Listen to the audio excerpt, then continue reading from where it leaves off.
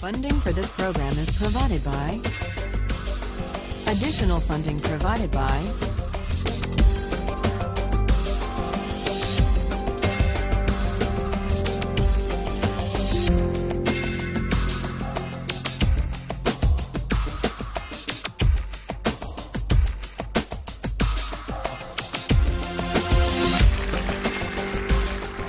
Last time, we argued about the case of the Queen versus Dudley and Stevens, the lifeboat case, the case of cannibalism at sea.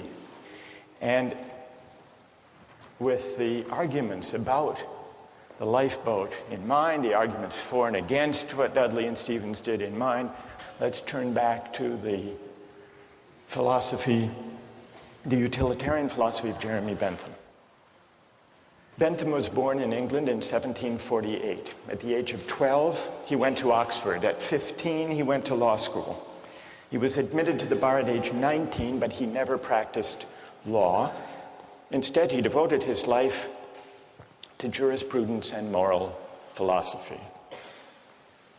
Last time, we began to consider Bentham's version of utilitarianism. The main idea is simply stated, and it's this.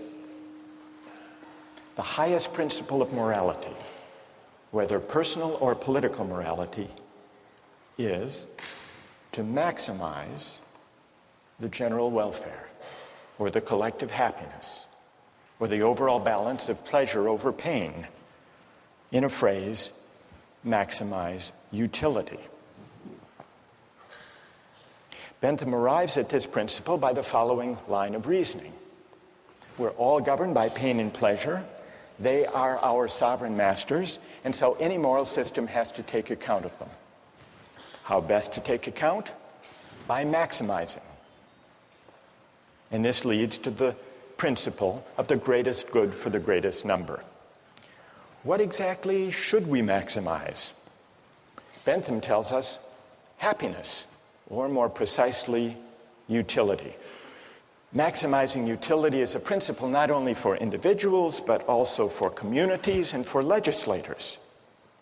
What, after all, is a community? Bentham asks. It's the sum of the individuals who comprise it. And that's why, in deciding the best policy, in deciding what the law should be, in deciding what's just, citizens and legislators should ask themselves the question, if we add up all of the benefits of this policy and subtract all of the costs, the right thing to do is the one that maximizes the balance of happiness over suffering. That's what it means to maximize utility. Now, today, I want to see whether you agree or disagree with it. And it often goes, this utilitarian logic, under the name of cost-benefit analysis, which is used by companies and by governments all the time. And what it involves is placing a value, usually a dollar value, to stand for utility, on the costs and the benefits of various proposals. Recently in the Czech Republic, there was a proposal to increase the excise tax on smoking. Philip Morris, the tobacco company, does huge business in the Czech Republic. They commissioned a study, a cost-benefit analysis of smoking in the Czech Republic. And what their cost-benefit analysis found was the government gains by having Czech citizens smoke. Now, how do they gain? It's true that there are negative effects to the public finance of the Czech government because there are increased healthcare costs for people who develop smoking-related diseases. On the other hand, there were positive effects, and those were added up on the other side of the ledger.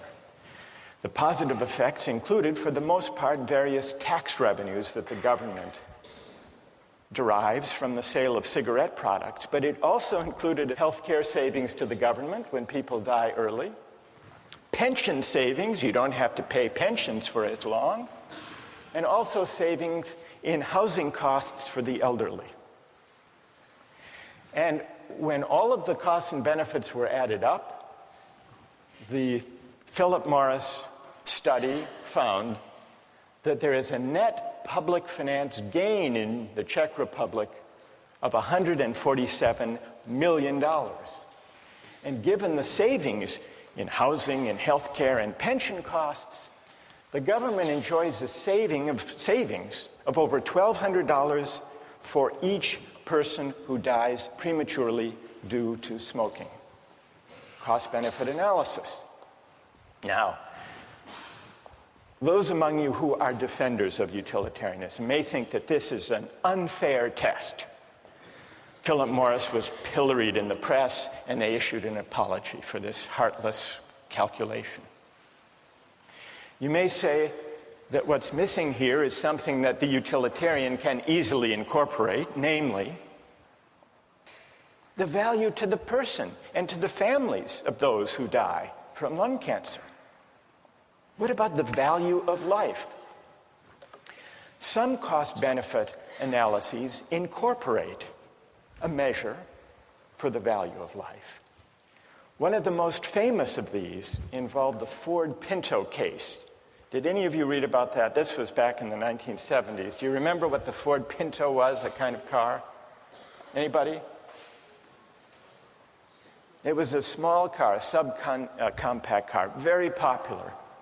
But it had one problem, which is the fuel tank was at the back of the car, and in rear collisions, the fuel tank exploded. And some people were killed, and some severely injured. Victims of these injuries took Ford to court to sue.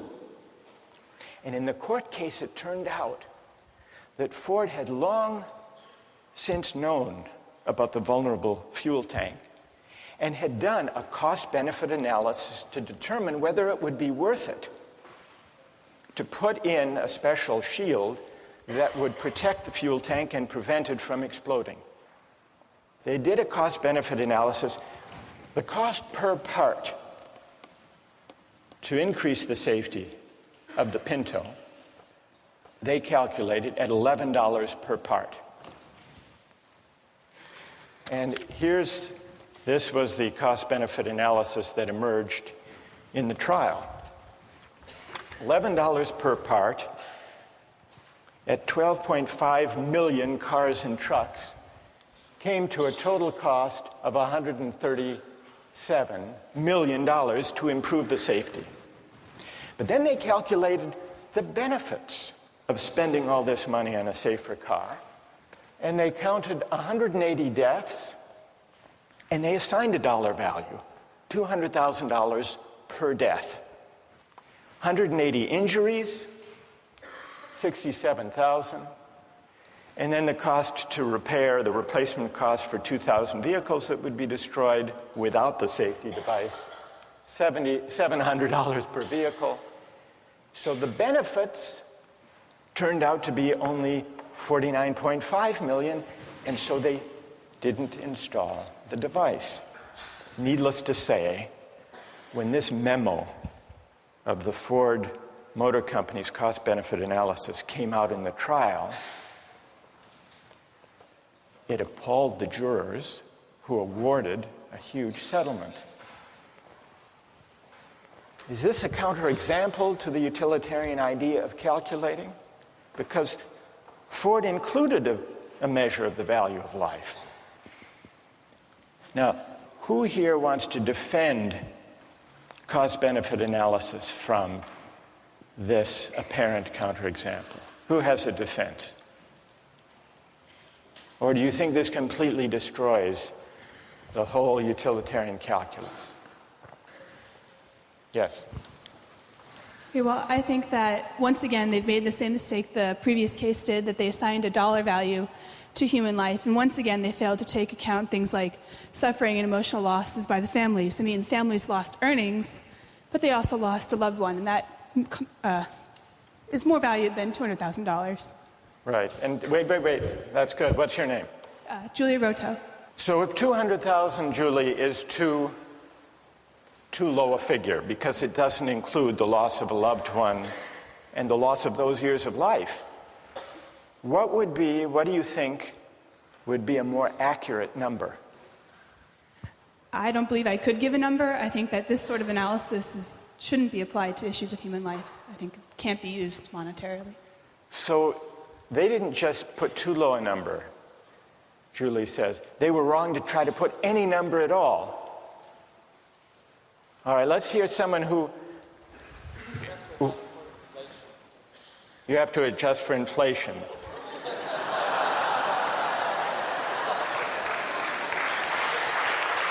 All right, fair enough. So what would the number be now? This was 35 years ago. $2 million. You would put 2 million. And what's your name? Wojtek says, we have to allow for inflation. We should be more generous. Then would you be satisfied that this is the right way of thinking about the question? I guess, unfortunately, it is. There needs to be a number put somewhere.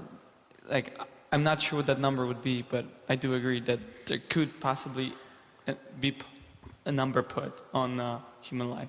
All right, so Wojtek says, and here he disagrees with Julie. Julie says we can't put a number on human life for the purpose of a cost-benefit analysis. Wojtek says we have to, because we have to make decisions somehow. What do other people think about this? Is there anyone prepared to defend cost-benefit analysis here? As accurate, as desirable? Yes? Go ahead. I think that if Ford and other car companies didn't use cost-benefit analysis, they'd eventually go out of business because they wouldn't be able to be profitable, and millions of people wouldn't be able to use their cars to get to jobs, to put food on the table, to feed their children. So I think that if cost-benefit analysis isn't employed, the greater good is sacrificed in this case. All right, what's your name? Raul. Raul. There was recently a study done about cell phone use by drivers when people are driving a car. And there's a debate whether that should be banned. Yeah. And the figure was that some 2,000 people die as a result of accidents each year using cell phones. And yet, the cost-benefit analysis, which was done by the Center for Risk Analysis at Harvard, found that if you look at the benefits of the cell phone use, and you put some value on the life, it comes out about the same because of the enormous economic benefit of enabling people to take advantage of their time, not waste time, be able to make deals and talk to friends and so on while they're driving. Doesn't that suggest that it's a mistake to try to put monetary figures on questions of human life? Well, I think that if the great majority of people try to derive maximum utility out of a service like using cell phones and the convenience that cell phones provide, that sacrifice is necessary for satisfaction to occur. You're an outright utilitarian. Yes. Okay. All right, then one last question, Raul. Okay. And I put this to Wojtek. What dollar figure should be put on human life to decide whether to ban the use of cell phones? Well, I don't want to arbitrarily calculate a figure. I mean, right now, I think that... You want to take it under advisement? Yeah, I'll take it under advisement. But what, roughly speaking, would it be? You've got 2,300 deaths.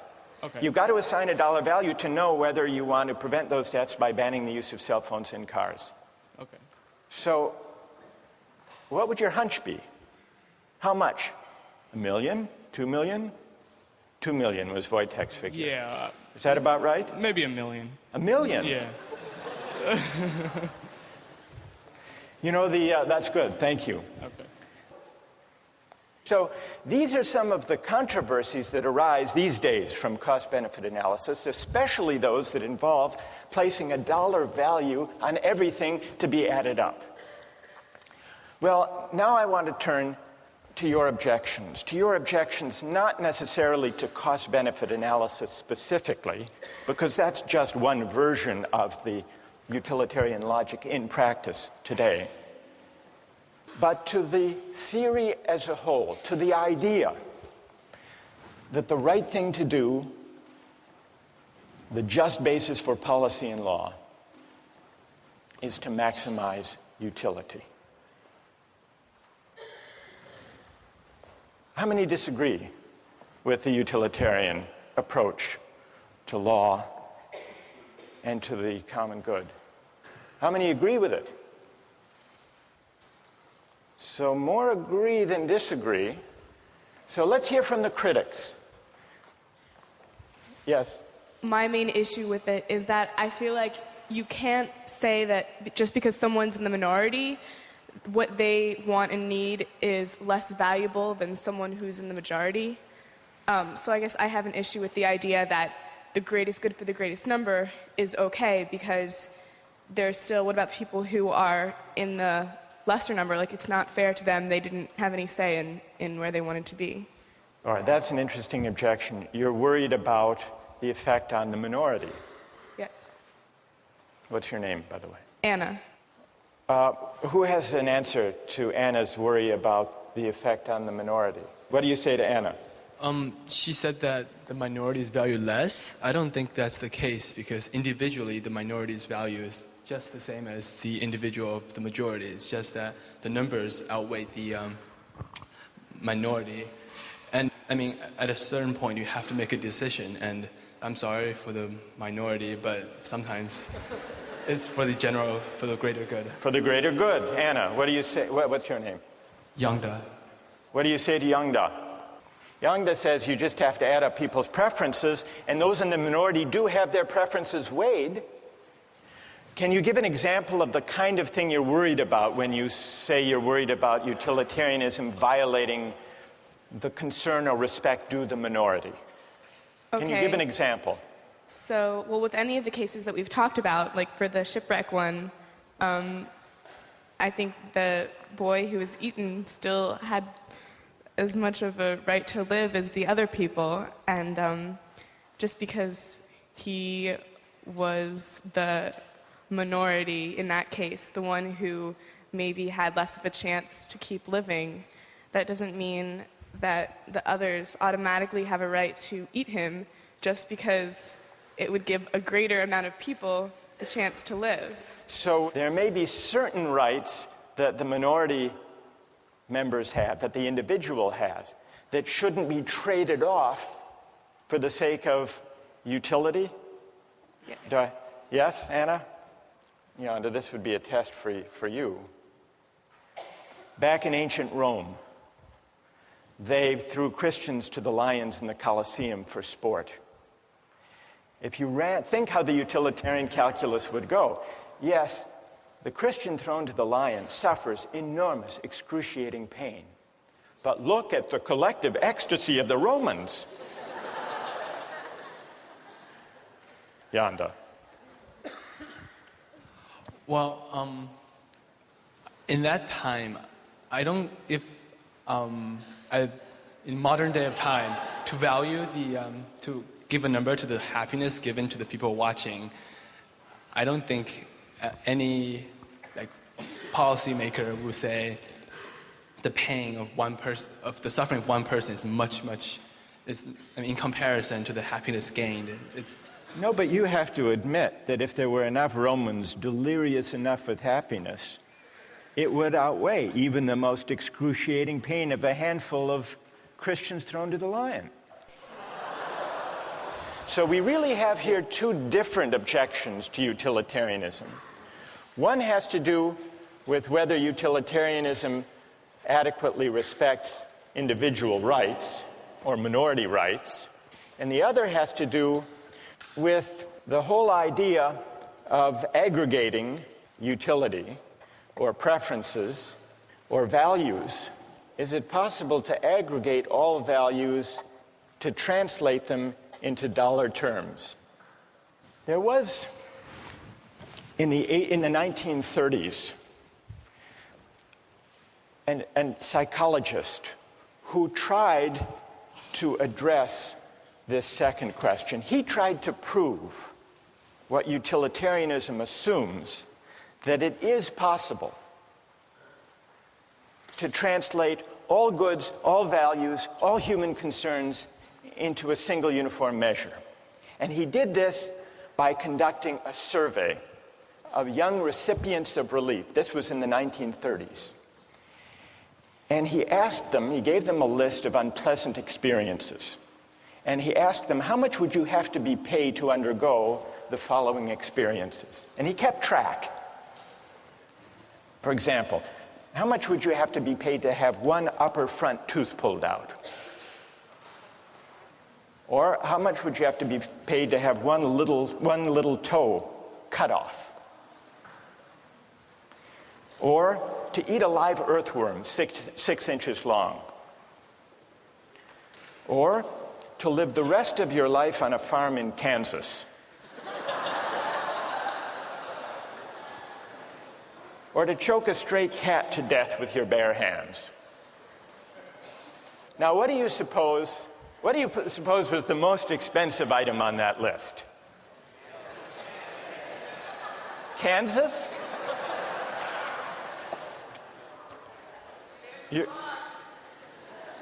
You're right, it was Kansas. For Kansas, people said they'd have to be paid $300,000.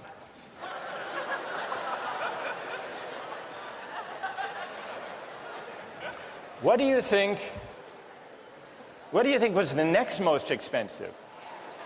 Not the cat. Not the tooth. Not the toe. The worm. People said you'd have to pay them $100,000 to eat the worm. What do you think was the least expensive item? Not the cat. The tooth. During the Depression, people were willing to have their tooth pulled for only $4,500.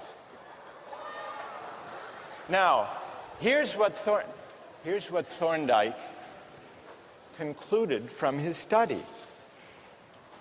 Any want or satisfaction which exists in some amount and is therefore measurable. The life of a dog or a cat or a chicken consists of appetites, cravings, desires, and their gratifications. So does the life of human beings, though the appetites and desires are more complicated. But what about Thorndike's study?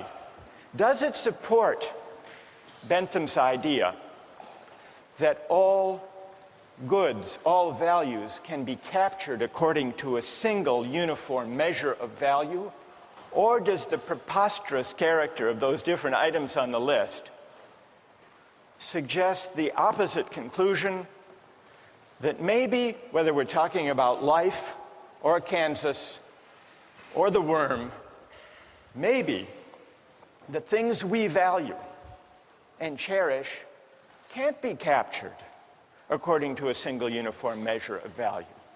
And if they can't, what are the consequences for the utilitarian theory of morality? That's a question we'll continue with next time.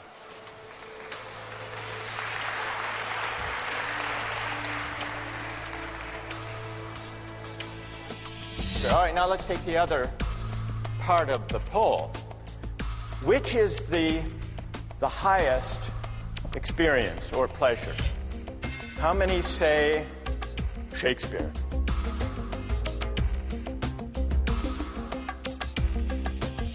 How many say Fear Factor? No, you can't be serious. Really?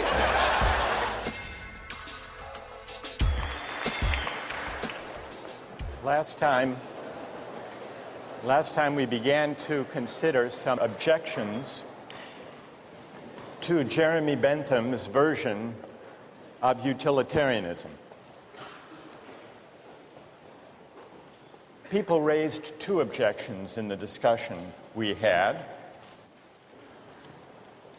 The first was the objection, the claim, that utilitarianism, by concerning itself with the greatest good for the greatest number, fails adequately to respect individual rights. Today we have debates about torture and terrorism. Suppose a suspected terrorist was apprehended on September 10th, and you had reason to believe that the suspect had crucial information about an impending terrorist attack that would kill over 3,000 people, and you couldn't extract the information. Would it be just to torture the suspect to get the information? Or do you say, no, there is a categorical moral duty of respect for individual rights? In a way, we're back to the questions we started with about trolley cars and organ transplants. So that's the first issue. And you remember we considered some examples of cost-benefit analysis. But a lot of people were unhappy with cost-benefit analysis when it came to placing a dollar value on human life.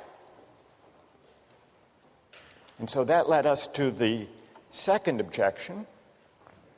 It questioned whether it's possible to translate all values into a single uniform measure of value. It asks, in other words, whether all values are commensurable. Let me give you one other example of an experience. This actually is a true story. It comes from personal experience that raises a question, at least, about whether all values can be translated without loss into utilitarian terms. Some years ago, when I was a graduate student, I was at Oxford in England, and they had men's and women's colleges. They weren't yet mixed. And the women's colleges had rules against overnight male guests. By the 1970s, these rules were rarely enforced and easily violated, or so I was told.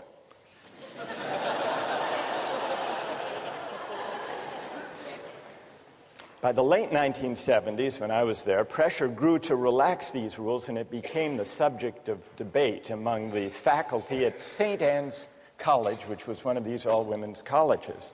The older women on the faculty were traditionalists. They were opposed to change on conventional moral grounds. But times had changed, and they were embarrassed to give the true grounds for their objection. And so they translated their arguments into utilitarian terms. If men stay overnight, they argued, the costs to the college will increase. How, you might wonder? Well, they'll want to take baths, and that'll use up hot water, they said. Furthermore, they argued, we'll have to replace the mattresses more often. The reformers met these arguments by adopting the following compromise. Each woman could have a maximum of 3 overnight male guests each week. They didn't say whether it had to be the same one or 3 different, provided, and this was the compromise, provided the guest paid 50 pence to defray the cost to the college. The next day, the national headline in the national newspaper read, St. Anne's girls 50 pence a night.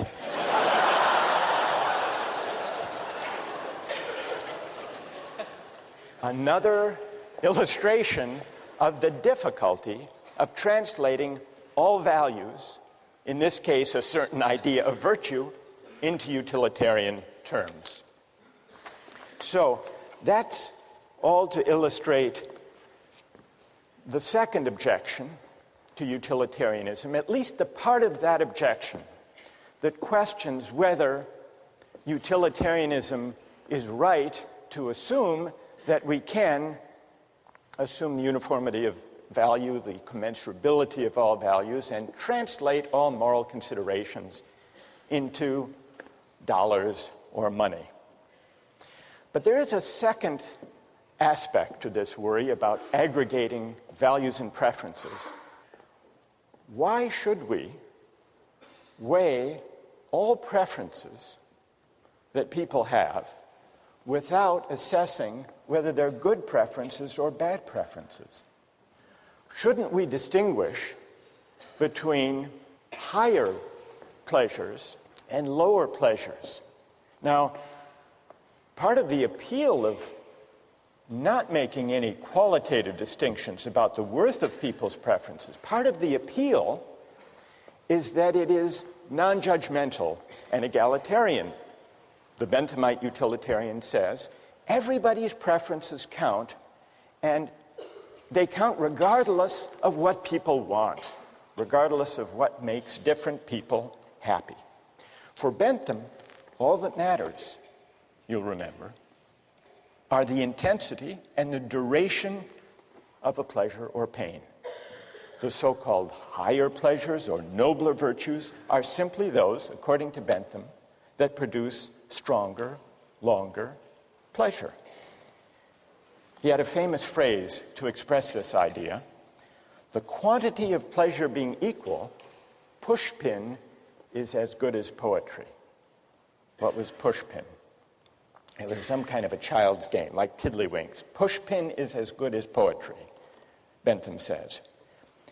And lying behind this idea, I think, is the claim, the intuition, that it's a presumption to judge whose pleasures are intrinsically higher or worthier or better.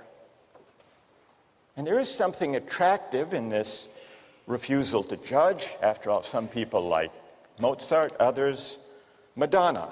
Some people like ballet, others bowling.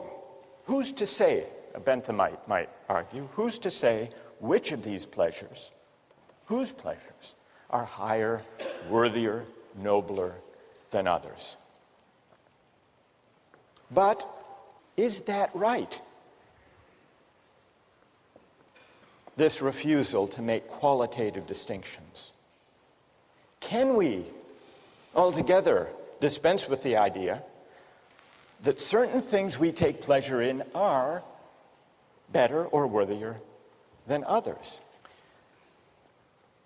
Think back to the case of the Romans in the Colosseum. One thing that troubled people about that practice is that it seemed to violate the rights of the Christian.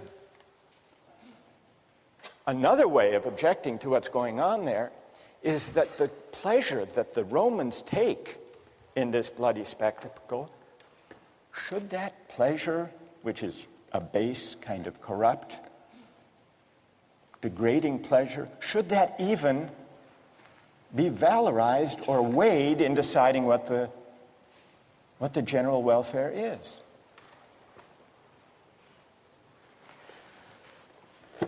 So here are the objections to Bentham's utilitarianism.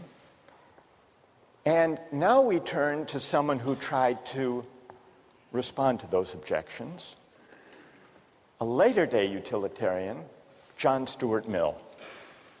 So what we need to examine now is whether John Stuart Mill had a convincing reply to these objections to utilitarianism. John Stuart Mill was born in 1806.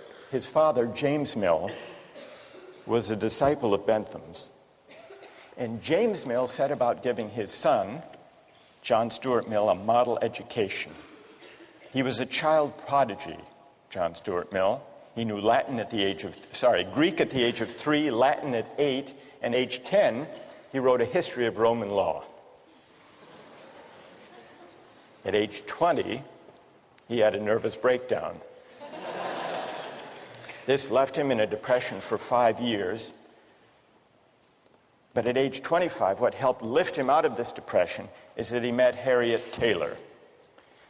she and Mill got married. They lived happily ever after, and it was under her influence that John Stuart Mill tried to humanize utilitarianism. What Mill tried to do was to see whether the utilitarian calculus could be enlarged and modified to accommodate humanitarian concerns like the concern to respect individual rights, and also to address the distinction between higher and lower pleasures.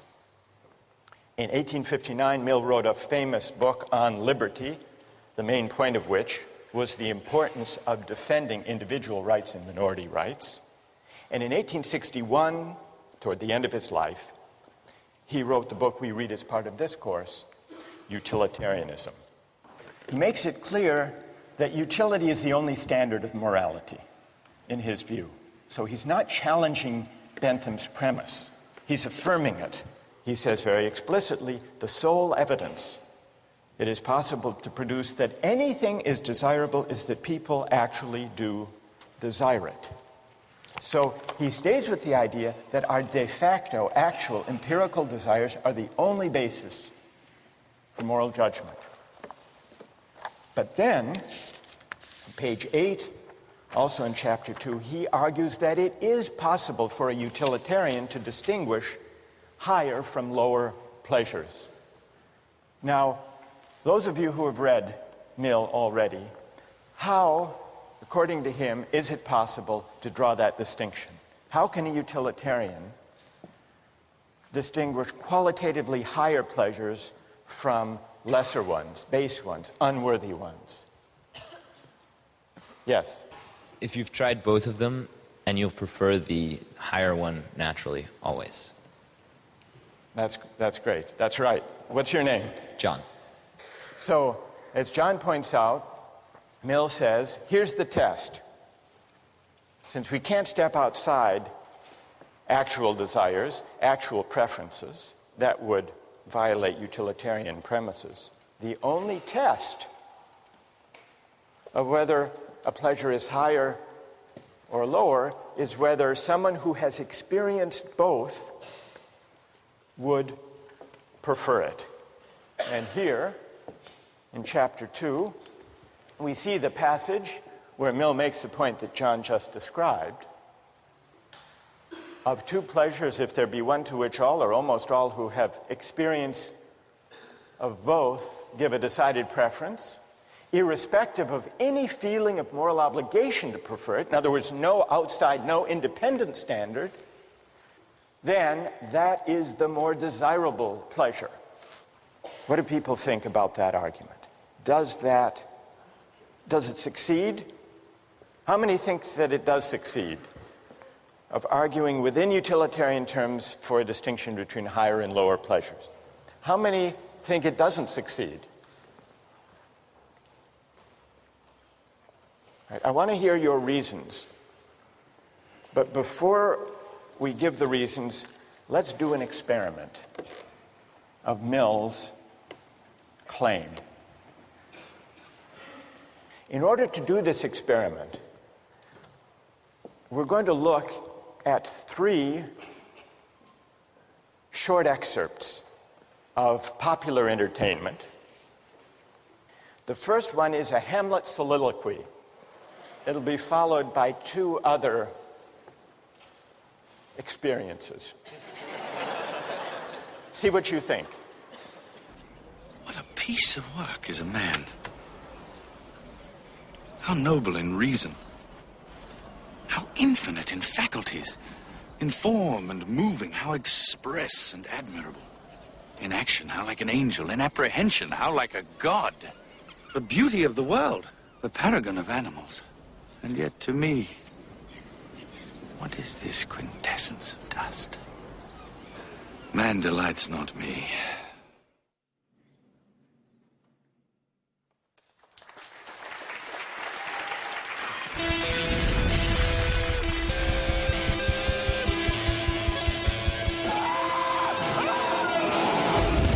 Imagine a world where your greatest fears become reality. Ah, they're playing me! Each show, 6 contestants from around the country battle each other in 3 extreme stunts. These stunts are designed to challenge the contestants both physically and mentally. 6 contestants, 3 stunts, 1 winner. Yes! Fear Factor.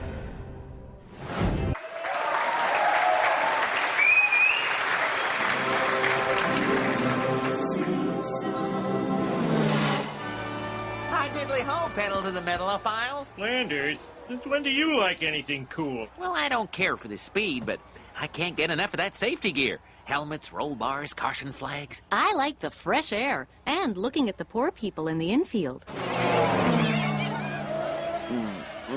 Dang, Cletus, why'd you have to park by my parents? Now, honey, it's my parents, too.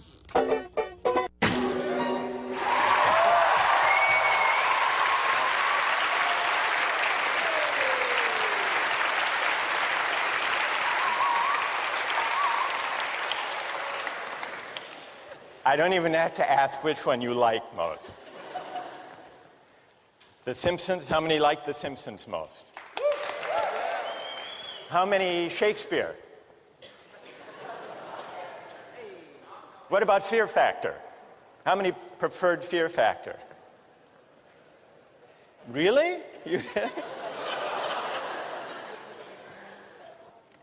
People overwhelmingly like The Simpsons better than Shakespeare. All right, now let's take the other part of the poll.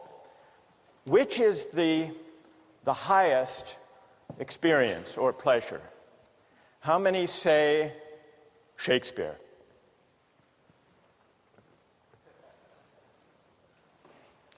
How many say Fear Factor? No, you can't be serious. Really? What? All right, go ahead. You can say. I found that one the most entertaining.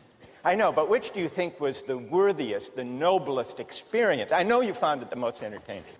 If something is good just because it is pleasurable, what does it matter whether you have sort of an abstract idea of whether it is good by someone else's sense or not? All right, so you come down in the straight Benthamite side. Who's to judge? And why should we judge? Apart from just registering and aggregating de facto preferences. All right, that's fair enough. What's your name? Nate? Okay, fair enough. All right, so how many think The Simpsons is actually, apart from liking it, is actually the higher experience? Higher than Shakespeare. All right, let's see the vote for Shakespeare again. How many think Shakespeare is higher? All right, so why is it? Ideally, I'd like to hear from someone. Is there someone who thinks Shakespeare is highest, but who preferred watching The Simpsons? Yes? Like, I guess just sitting watching The Simpsons, it's entertaining because they make jokes and they make us laugh, but like, someone has to tell us that Shakespeare was this great writer. We had to be taught how to read him, how to understand him. We had to be taught how to kind of take in Rembrandt, how to analyze a painting. Well, what's your name? Anisha. Anisha, when you say someone told you that Shakespeare is better, right, are you accepting it on blind faith? You voted that Shakespeare is higher only because the culture tells you that or teachers tell you that, or do you actually agree with that yourself? Well, in the sense of Shakespeare, no, but earlier you made an example of Rembrandt. I feel like I would enjoy reading a comic book more than I would enjoy kind of analyzing Rembrandt because someone told me it was great, you know? Right, so some of this seems to be, you're suggesting, a kind of cultural convention and pressure. We're told what books, what works of art are great. Who else? Yes. Although I enjoyed watching The Simpsons more in this particular moment in Justice, if I were to spend the rest of my life considering the 3 different video clips shown, I would not want to spend that remainder of my life considering the latter 2 clips. I think I would derive more pleasure from being able to branch out in my own mind, sort of considering more deep pleasures, more deep thoughts. And tell me your name. Joe. Joe. So, if you had to spend the rest of your life on a farm in Kansas with only Shakespeare or the collected episodes of The Simpsons, you would prefer Shakespeare? What do you conclude from that about John Stuart Mill's test? That the test of a higher pleasure is whether people who have experienced both prefer it. Can I cite another example briefly? Yeah? In biology, neurobiology last year, we were told of a rat who was tested a particular center in the brain where the rat was able to stimulate its brain and cause itself intense pleasure repeatedly. The rat did not eat or drink until it died. So the rat was clearly experiencing intense pleasure. Now, if you ask me right now if I would rather experience intense pleasure or have a full lifetime of higher pleasure, I would consider intense pleasure to be low pleasure. I would right now enjoy intense pleasure. But, yes, I would. I certainly would.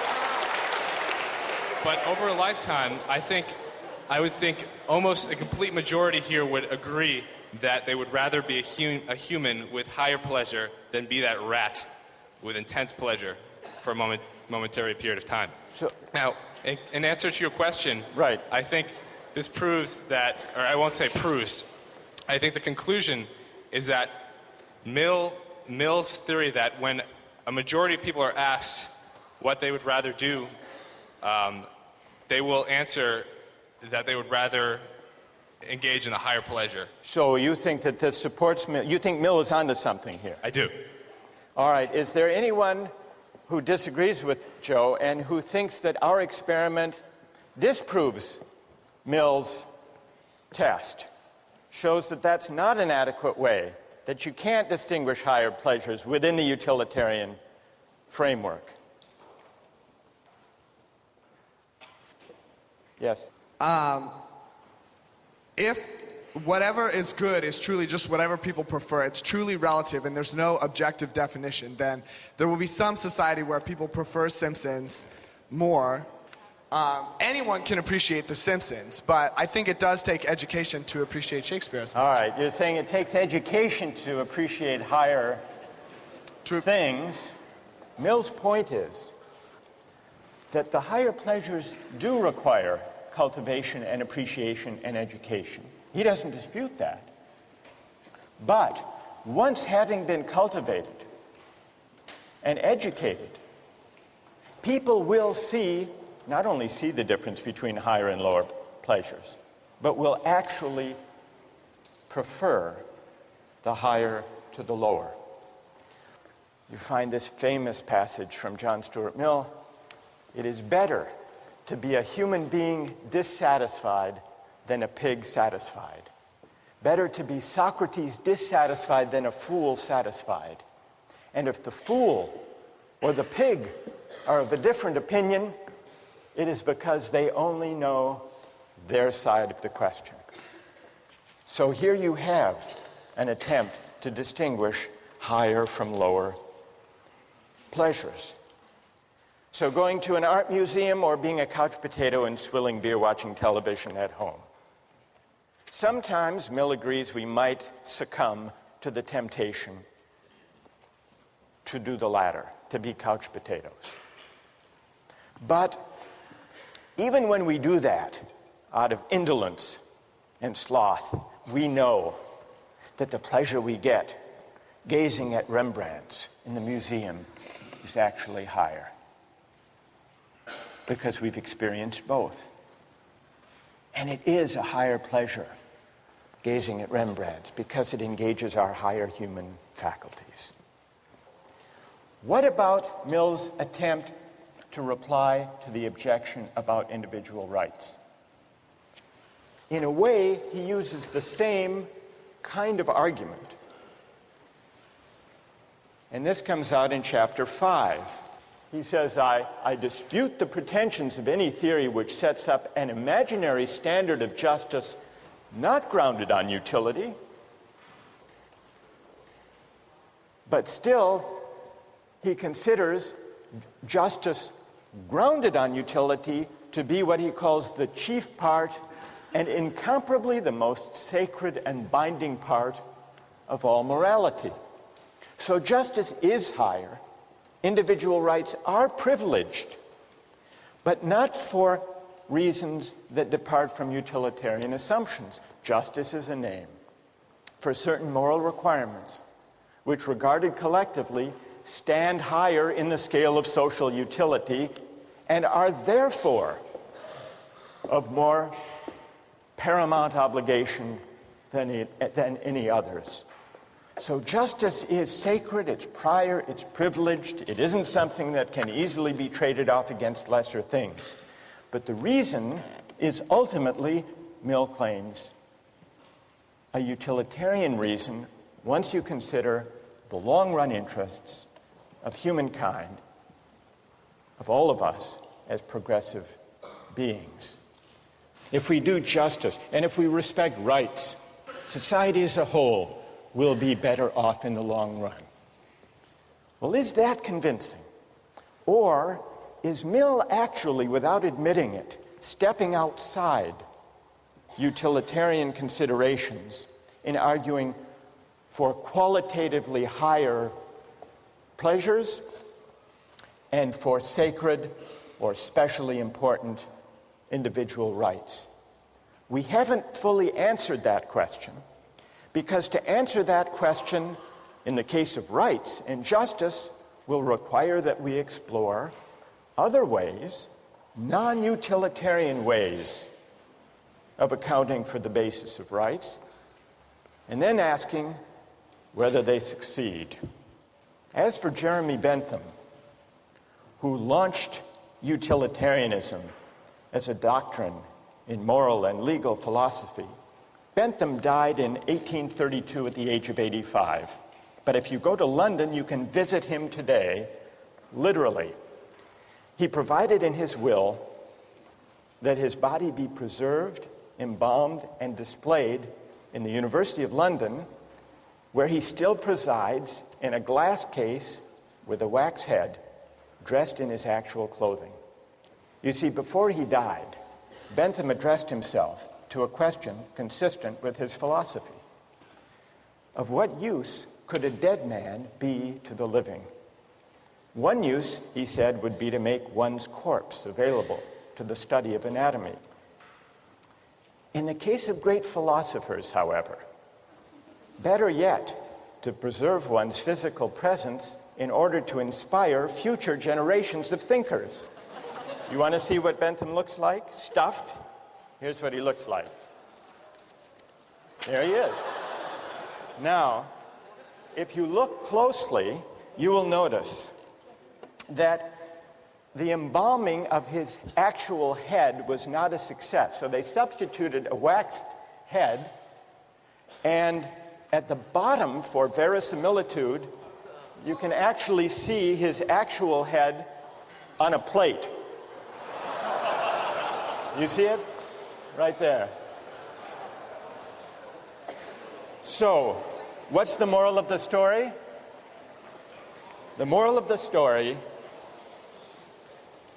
and by the way, they bring him out during meetings of the board at University College London, and the minutes record him as present but not voting.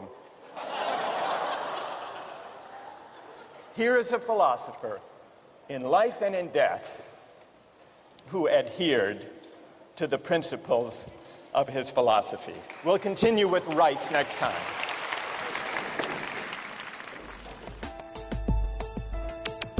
Don't miss the chance to interact online with other viewers of Justice. Join the conversation, take a pop quiz, watch lectures you've missed, and learn a lot more. Visit justiceharvard.org. It's the right thing to do.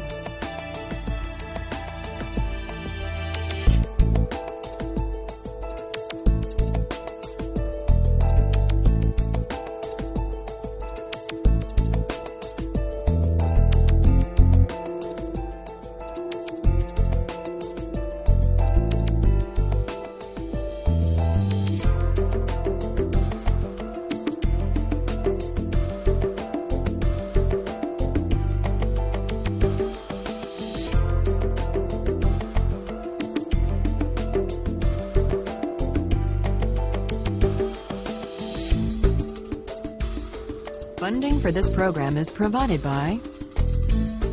Additional funding provided by